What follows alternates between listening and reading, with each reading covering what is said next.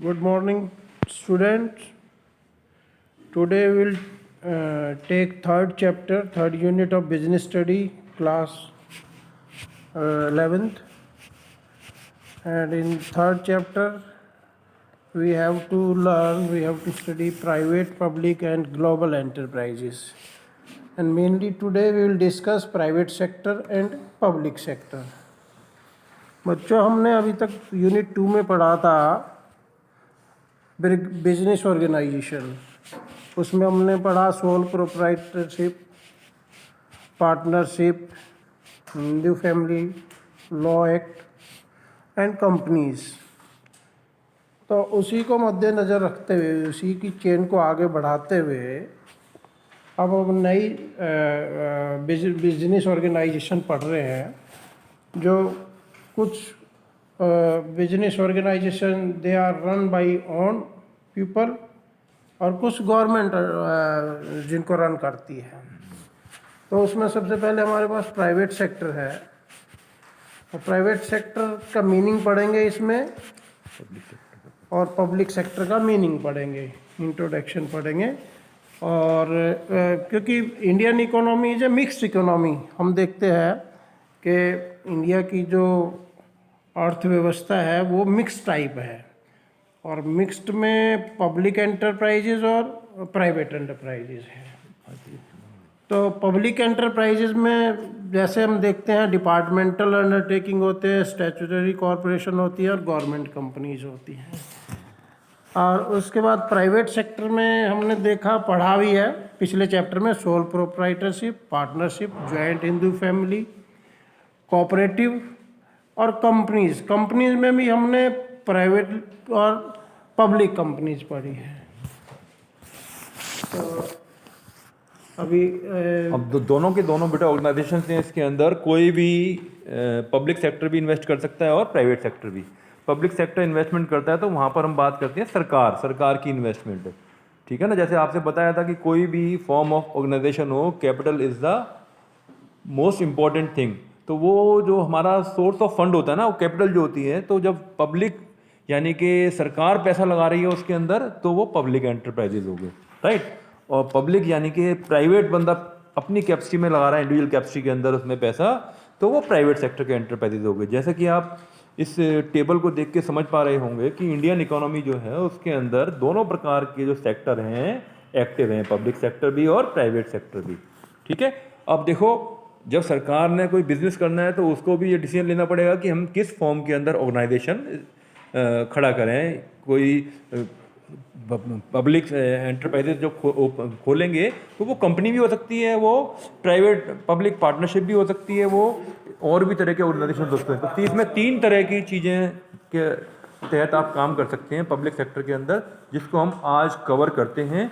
तो public sector के अंदर एक तो डिपार्टमेंटल अंडरटेकिंग्स, नंबर 1 विभागीय, मंत्रालय के विभाग होते हैं, तो उसमें एक विभाग बना दिया जाता है, तो वो अंडरटेकिंग निगम बना के उसके अंदर काम होता है। दूसरा क्या है, स्टैट्यूटरी कॉरपोरेशंस, और तीसरा इसके अंदर है फॉर्म गवर्नमेंट कंपनीज, यानी कि फुल फ्लैश्ड कंपनी होगी परंतु वो सरकार द्वारा स्थापित कंपनी होगी। तो इसको हम स्टेप बाय स्टेप पढ़ते हैं तीनों को। तो डिपार्टमेंटल अंडरटेकिंग के बारे में बात करते हैं। तो ये जो है, this is the oldest and most traditional form of organising public enterprises, यानी कि पब्लिक एंटरप्राइज को संगठित करने का ये सबसे पुराना और एक सबसे जो है प्रचलित तरीका था। These enterprises are established as department of the ministry, किसी भी मिनिस्ट्री के अंतर्गत इसको हम बनाते हैं, यानी कि एक मिनिस्ट्री की ही एक तरह से ये एक्सटेंशन होता है। तो इस प्रकार से ये गवर्नमेंट का एक इंटेग्रल पार्ट होते हैं। गवर्नमेंट के ही इसके जो एम्प्लॉय होते हैं वो सरकार के एम्प्लॉय ही कहलाते हैं। They have not been the constituted as autonomous body और इंडिपेंडेंट इंस्टीट्यूशन। ये कोई इंडिपेंडेंट इंस्टीट्यूशन नहीं है, ये सरकार के तहत एक मंत्रालय जो होता है सरकार का, उसी के तहत एक काम करने वाली संस्था होती है। इसलिए इसका कोई इंडिपेंडेंट वजूद नहीं होता है, इसकी कोई लीगल एंटिटी नहीं होती। जिस प्रकार से एक कंपनी की लीगल एंटिटी होती है ना, इसकी कोई लीगल एंटिटी नहीं होती। They act through the officers of the government and its employees are government employees, यानी कि इसको जो चलाने वाले जो बंदे हैं, इसको एडमिनिस्ट्रेट जो करते हैं, वो IAS इत्यादि करते हैं, सरकार की मशीनरी करती है, वो सरकारी कर्मचारी कहे जाते हैं, ठीक है। इसके अंदर जैसे कि इसका उदाहरण देखा जाए तो examples of these undertakings are railways and post and telegraph department. है ना, आपने देखा कि डाक खाने होते हैं, सरकारी कर्मचारी हैं सारे के, एक मिनिस्ट्री है उसके अंदर एक विभाग है वो डाक विभाग, इसी प्रकार से रेलवे होती है। तो इसके ये फीचर्स के बारे में पढ़ लेते हैं। The main characteristics of this departments undertaking are as follows. The funding of this enterprises comes directly from the government. हम यहाँ बात कर रहे हैं पब्लिक एंटरप्राइजेस की। जो सी मर्जी फॉर्म लेंगे उसमें हमें सरकार का दखल तो हमें कहीं ना कहीं पाएगा। तो इसकी तो पूरी की पूरी जो फंडिंग होती है वो सरकार की तरफ से आती है, गवर्नमेंट की ट्रेजरी यानी कि खजाने से आती है। ठीक है, इसका जो एनुअल बजट बनता है बाकायदा गवर्नमेंट के द्वारा ही वो पास होता है। जो भी कमाई करेगी तो बट नेचुरल है वो भी सरकार के खजाने में ही जाएगी।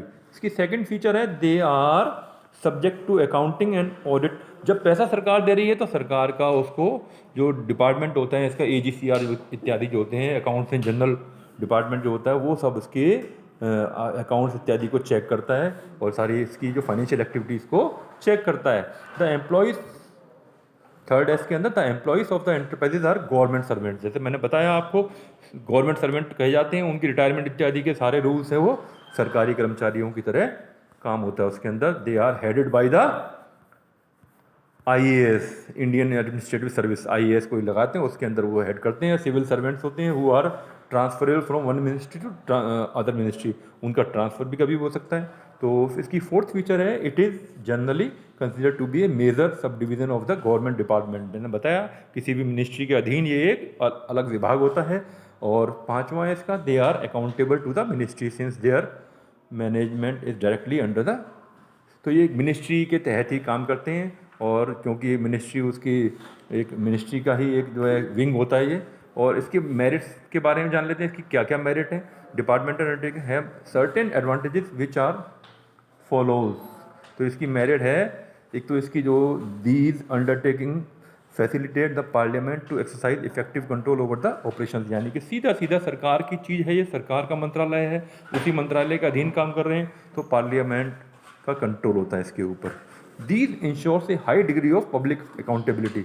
सरकारी पैसा लगा होता है यानी कि आपका और हमारा पैसा लगा हुआ होता है, उसे कौन करता है? संसद इसका प्रतिनिधित्व करती है, इसलिए इसके ऊपर इसकी अकाउंटेबिलिटी रहती है इनकी बहुत ज़्यादा हाई।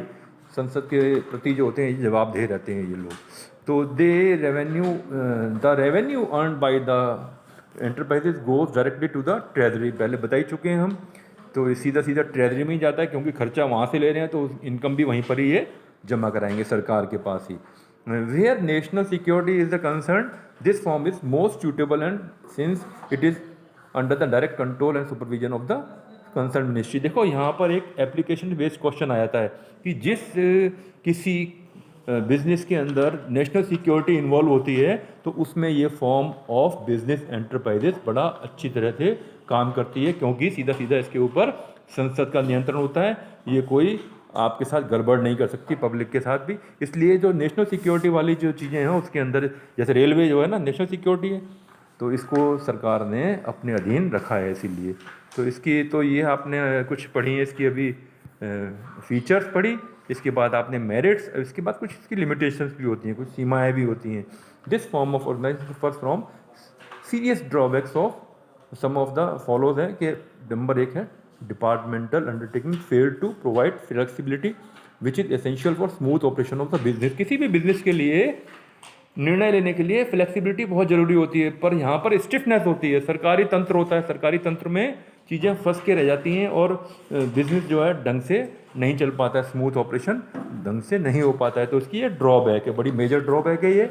और इसी ड्रॉबैक के कारण ही ये प्राइवेटाइजेशन जो बढ़ता है ना, जो आप सुनते हो बारी बारी कि सरकारी डिपार्टमेंट के काफ़ी कोई विभागों को प्राइवेटाइज कर दिया गया, तो ये सुनने में चीज़ें आती हैं। सेकंड द एम्प्लॉय और heads of the departments of such undertakings are, ये देखो इसमें गवर्नमेंट एम्प्लॉय होते हैं, not allowed to take independent decision. सरकार के अधीन जो मंत्रालय है उसी के अधीन ये काम कर रहे हैं। तो IAS है, IAS को परमिशन लेनी है, पहले IAS की परमिशन लो, फिर IAS को मंत्री जी का मुंह देखना पड़ेगा, हर अप्रूवल के लिए वो डिले होती है। उसके चक्कर में हम बिजनेस की अपॉर्चुनिटीज़ को खो देते हैं। थर्ड इसकी जो लिमिटेशंस है वो है these enterprises are unable to take advantages of business opportunities. मैंने बताया ना कि यह कोई व्यवसाय हमेशा मौके देता है, मौके के जिसने फ़ायदा उठाया, मौके को देख के चौका लगाया है, वो तो बेनिफिट में रहता है। परंतु यहाँ सरकारी कर्मचारी हैं सारे, सब एक दूसरे से बंधे हुए हैं, सब परमिशन चाहिए हर स्टेप पर। तो ये जो है लाल फीताशाही। अब देखो अगली वाला जो पॉइंट है वो लाल फीताशाही। आप सुनोगे, पहला बार वर्ड सुन रहे होगे आप, रेड टेपिज्म। इसका मतलब क्या है? फाइलों में किसी निर्णय का गुम हो जाना, किसी निर्णय के लिए फाइलें अप्रूवल के लिए आगे से आगे बढ़ती रहती हैं और उसमें टाइम निकल जाता है, एक्चुअली जो प्रॉपर जो टाइम होता है वो निकल जाता है। तो इसे बोलते हैं red tapism in day-to-day operations, and no action can be taken unless it goes through the proper channel of authority। यानी कि बिना ऑथोरिटी प्रॉपर चैनल से परमिशन आए कुछ भी हम डिसीजन नहीं ले पाते हैं। तो ये भी बड़ा एक मेजर इसका फ्लॉ है।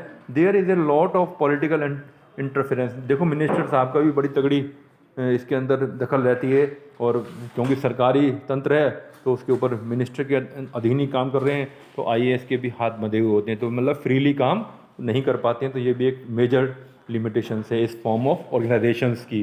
These organisations are usually insensitive to the consumer needs and do not provide adequate services to them।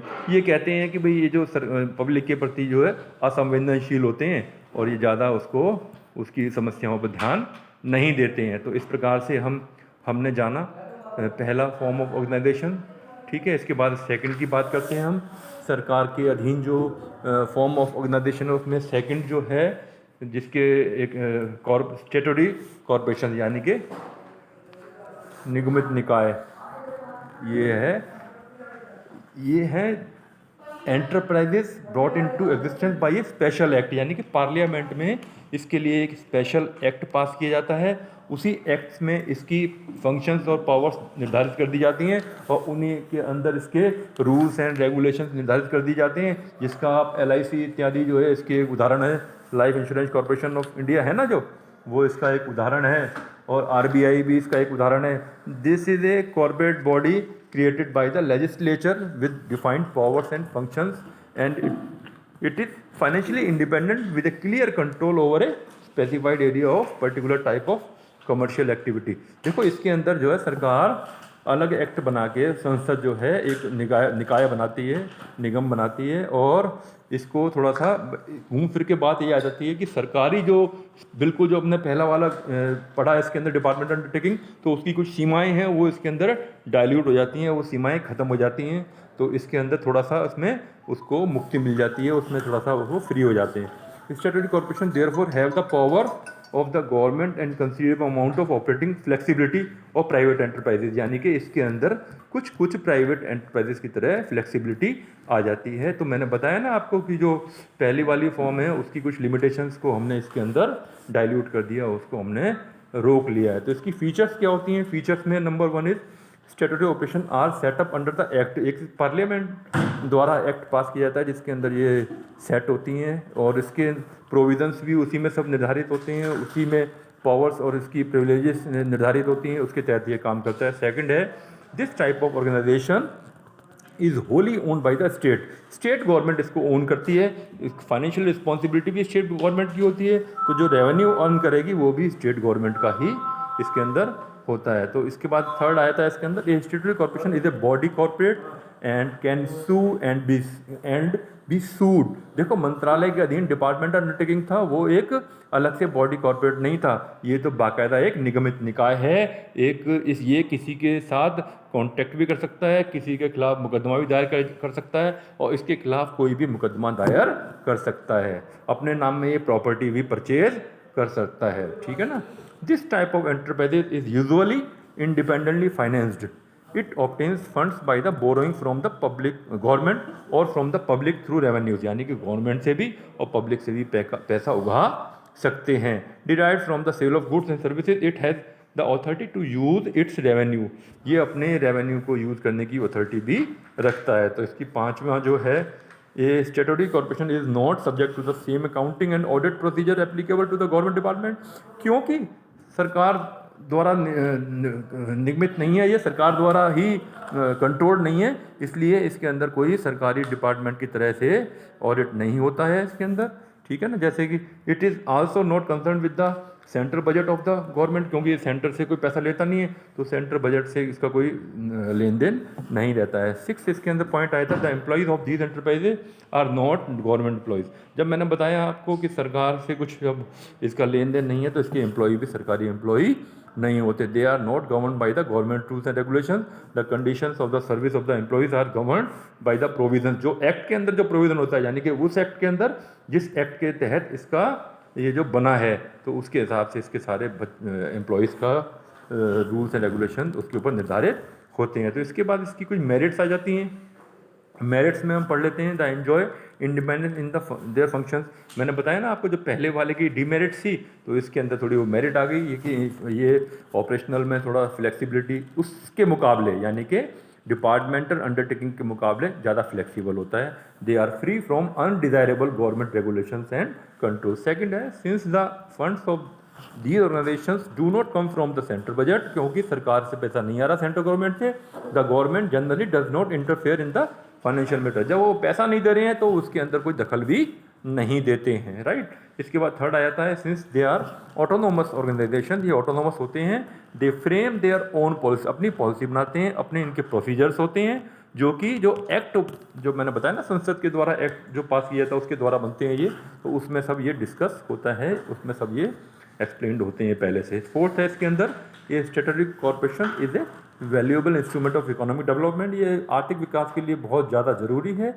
It has the power government combined with the initiative of private enterprises. मैंने बोला है आपको कि पहले जो form था department undertaking, उसकी जो सीमाएं थी उसको काफ़ी हद तक ये चेक लगाता है, और इसके अंदर थोड़ा सा प्राइवेट एंटरप्राइजेज का भी तड़का लग जाता है। तो इस प्रकार से इसकी ये हो गई मेरिट्स। अब हम लास्ट में इसका पढ़ लेते हैं लिमिटेशंस, यानी कि इसकी सीमाएं, इसकी भी सीमाएं हैं कुछ। This type of organise suffers from the several limitation which are follows. In reality a statutory corporation does not enjoy as much operational flexibility as stated above. All these actions are subject to many rules and regulation. लगता तो है हम flexible है, परंतु नहीं है, इतना flexible नहीं होता जितने कोई प्राइवेट एंटरप्राइजेज होते हैं, राइट। तो इसका सेकंड इसमें लिमिटेशन है इसके अंदर, government and political interference has always been there in major decisions of the huge funding are no. देखो जहाँ पर सरकार की यानी कि स्टेट गवर्नमेंट तो पैसा लगाती है इसके अंदर, और स्टेट गवर्नमेंट किसके द्वारा ओन्ड होती है, पॉलिटिकल पार्टीज़ के द्वारा, तो कहीं ना कहीं वो फिर बीच में दखल आ ही जाता है। Where there is a dealing with public rampant corruption exist. अब देखो इसके अंदर पब्लिक से डीलिंग हो रही है तो करप्शन के भी कई बार इनके ऊपर चार्ज लग जाते हैं। तो इसके चौथी जो लिमिटेशंस है, the government has a practice of appointing advisers to the corporation board. This curbs the freedom of the corporation in the entering into contact with and other decisions. It is if there is any disagreement, the matter is referred to the government for final decision. This further delays action. यानी कि state government जब hugely funded कोई corporation होता है तो उसके अंदर कोई अपना एक नुमाइंदा बिठा देती है, जो नुमाइंदा हर डिसीजंस के अंदर वो अपने दखल रखता है, और किसी डिसीजंस में वो डिसएग्री होता है तो सरकार बीच में दखल देती है। तो इस प्रकार से जो नॉर्मल फंक्शनिंग है उसकी डिले होती है। तो आज हमने जो दो चीज़ें कवर करी हैं, और अगली क्लास के अंदर हम गवर्नमेंट कंपनी के बारे में बात करेंगे, यानी कि पब्लिक सेक्टर के द्वारा हम 3 तरह के ऑर्गेनाइजेशन बना सकते हैं, 3 तरीके से उसके स्वरूप हो सकते हैं। तो दोनों हमने पढ़ लिए आज, एक डिपार्टमेंट अंडरटेकिंग और एक पढ़ा हमने वैधानिक निगम, जिसे इंग्लिश में बोलते हैं स्टैट्यूटरी कॉर्पोरेशन। अगली क्लास के अंदर हम गवर्नमेंट कंपनी के बारे में पढ़ेंगे। गवर्नमेंट कंपनी मतलब कंपनी लॉ के अंदर जैसे कंपनी बनती है सेम वही होती है कंपनी, परंतु उसके अंदर जो टोटल कैपिटल होती है उसके अंदर 51% शेयर होता है सरकार का होता है, इसी के लिए उसका नाम सरकारी कंपनी होता है। अदरवाइज कोई फ़र्क नहीं है प्राइवेट कंपनी में सरकारी कंपनी में, केवल उसकी जो कैपिटल का जो टोटल पार्ट है उसका 51% शेयर गवर्नमेंट होल्ड करती है। किसके थ्रू? गवर्नमेंट में सबसे बड़ा कौन है? प्रेसिडेंट ऑफ इंडिया, उसके नाम में शेयर्स होते हैं उसकी। तो अगली क्लास में फिर मिलते हैं। Bye for now, take care.